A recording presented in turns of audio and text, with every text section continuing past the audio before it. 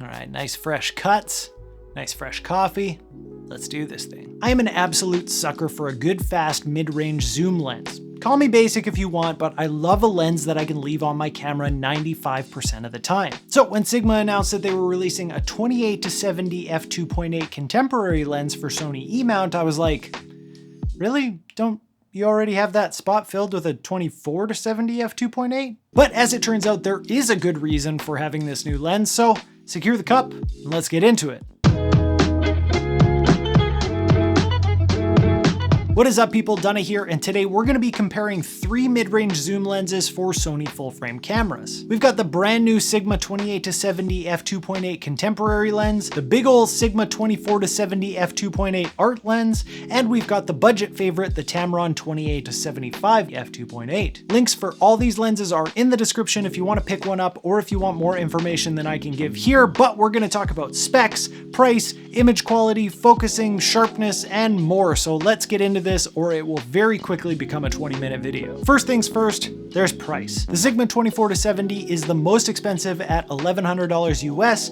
The Sigma 28-70 comes in $200 cheaper at $900 US, and the Tamron sneaks in as the least expensive at $880 US. Of course, we have a bit of a difference in focal ranges here, as the art lens goes as wide as 24mm, with the other two only hitting 28mm. Then we also have the Tamron going just a bit longer and stretching out to 75mm instead of the 70 like the other two. Honestly, I notice a big difference in the wide end between 24 and 28, but the difference between 70 and 75 really isn't a huge one. And I know that can seem confusing, but try to think of it in terms of percentages instead of terms of millimeters. One of the biggest things about the new Sigma lens, pun intended, is just how small it is. The Sigma 28-70 comes in at 101.5mm or 4 inches, the Tamron is 117.8mm or 4.64 inches, and the Sigma art lens is 122.9mm or 4.84 inches. They all have extending barrels as well, but they pretty much extend the same amount. The width difference between the Sigma Contemporary and the Tamron is less than a millimeter,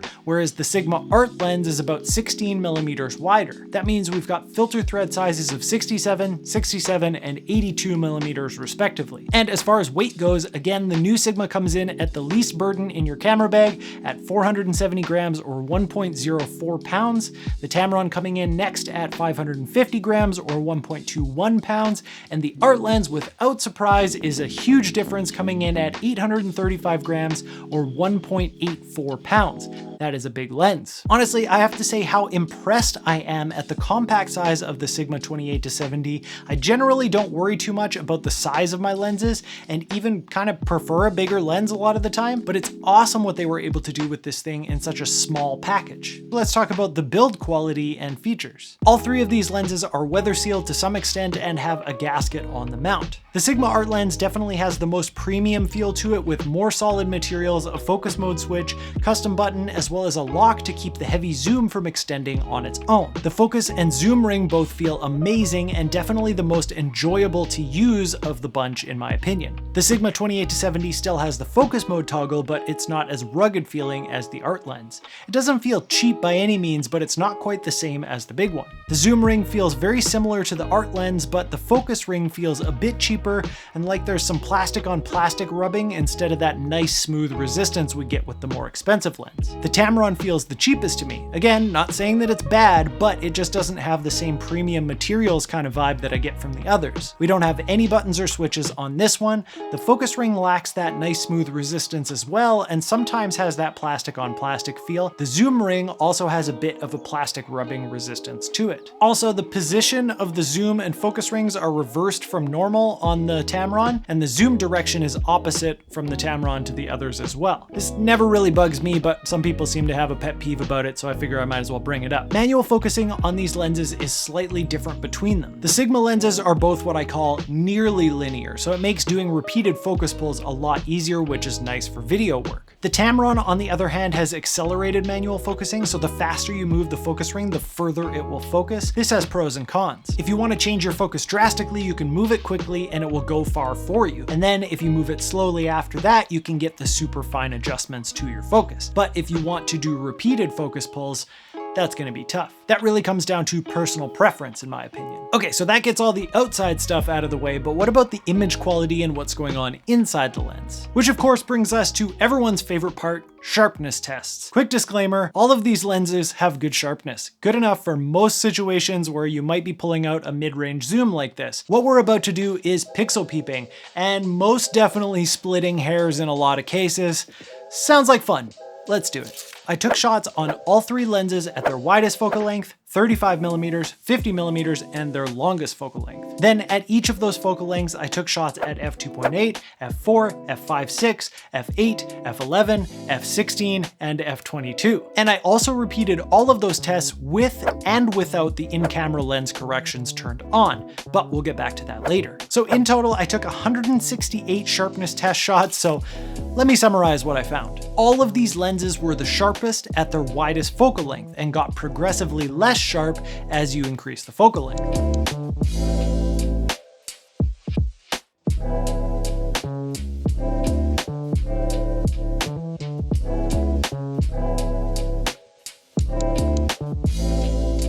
Another commonality was that they would clean up from f2.8 to f4, and then from f8 through f22 would get progressively softer, f8 being just barely softer than f5.6.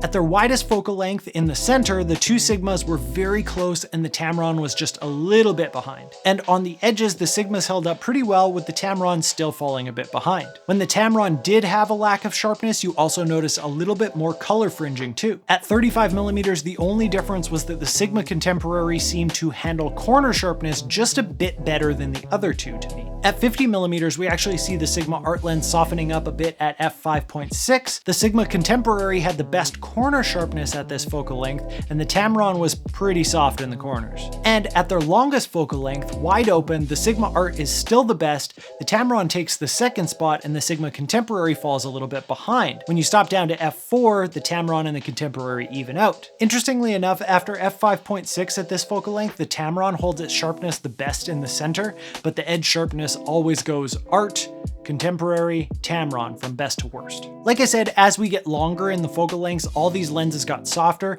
The Tamron got the least worse, but started out the worst at the wide end, so it's like the worst player on the team getting most improved. The Sigma 28-70 ended up being the least sharp at the long end, which I noticed right away when I tried to take these couple portraits and noticed the 24-70 and the Tamron looked pretty darn sharp, but the Contemporary didn't quite stand up. I even went back and took a couple extra shots to double check that I hadn't just missed focus on this one. And one more time for good measure, all these lenses have good sharpness, especially the Sigma Art lens, so just keep that in mind with these results. I mentioned that I also shot all of these tests without the in-camera corrections on. Here's what I saw from that. For some reason, the Tamron has very little distortion at any focal length, which seems kind of weird to me, almost like there's still corrections being applied in camera, but color me impressed. Both Sigmas showed barrel distortion at the wide end and pincushion distortion from 35mm and longer, getting worse as you got to longer focal lengths. All three lenses had a reasonable amount of vignetting at wide open that clears up when you stop down.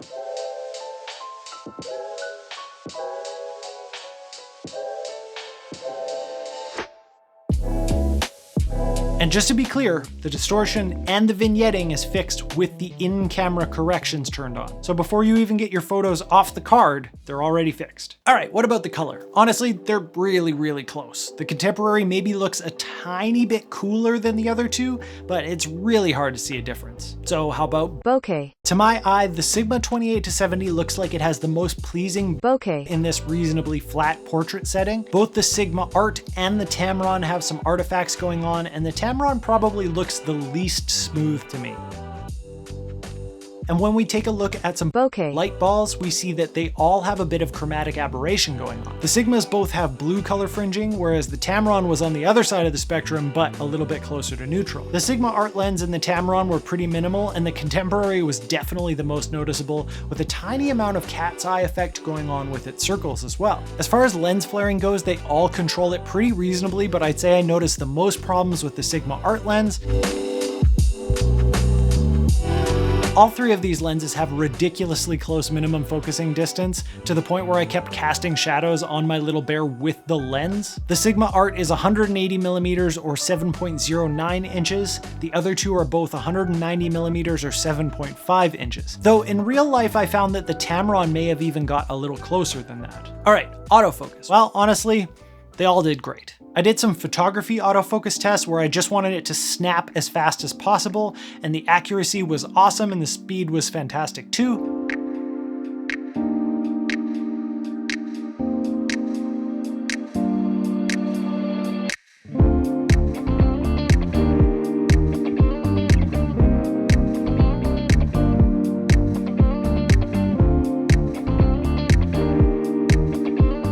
I did some tests for video where I set it to a slow smooth setting at first, then I cranked up the speed to see how they would respond, and guess what?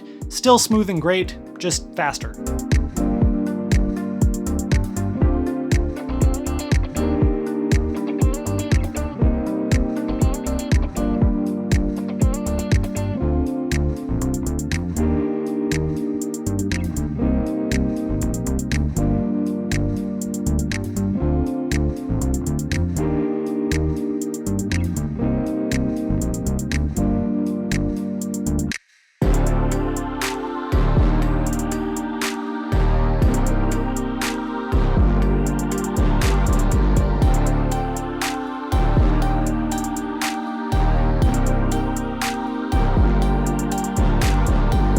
And all three lenses are virtually silent. I also did a face tracking test to see how they would do with the face and eye tracking in video mode, and I didn't run into any issues. Again, I did it on slow and fast speeds without any problems.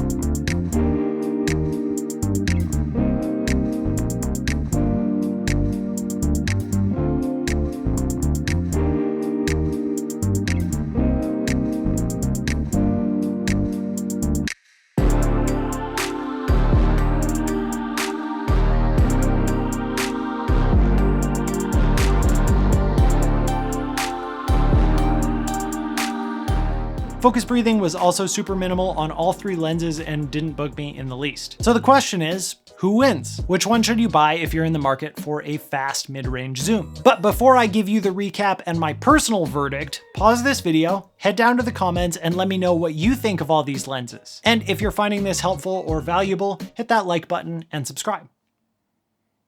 Okay, you did it? You're a new subscriber now? Awesome. Okay, here's where we're at. The Sigma 24-70 art lens is undeniably my favorite. It's got the best build, the most features, it's the best feeling, and has the best overall image quality to my eye. And one of the biggest reasons for getting this one is the extra width in focal length. Again, the difference between 24 and 28 has been big for me. The difference between 70 and 75, not so much, but it is really big and heavy, so for some people that might be an issue. It's also about $200 more expensive than the other lenses, so that might make it not an option for some people as well. But if size isn't an issue and you're okay spending a little bit more, I would definitely still suggest this one. Then we have the other two. Let me be honest, they're basically the same price. That $20 doesn't trick us, does it? And as far as image quality goes, we're pretty close there too. The Sigma 28-70 was a bit stronger at the wide end, and the Tamron was a bit stronger at the long end. That being said, I think the Sigma wins in both build quality as well as being more compact. For me, it was a more enjoyable lens to use. So out of the more budget-friendly options, I'd have to go with the Sigma 28-70. And then there was one. The Tamron is still a great and versatile lens, and if you're someone who's going to be shooting a decent amount of portraits with your mid-range zoom and need better sharpness at the long end, that may be a reason for you to go with this one over the Contemporary. Again, I'd love to hear your thoughts, so make sure to leave a comment down below, and on your way down there, hit that like and subscribe button and hit the bell notification so you don't miss out on future reviews and tutorials. Thank you so much for watching, and I'll see you next time. Oh, and one more thing for those who have stuck around this long, I am now part of the Cuts ambassador team, one of their creators on the crew. So if you head down to the description, there is a link down there that will hit you up with a discount if you're looking at getting some stylish cuts. Okay, now I'm actually going. Okay, bye.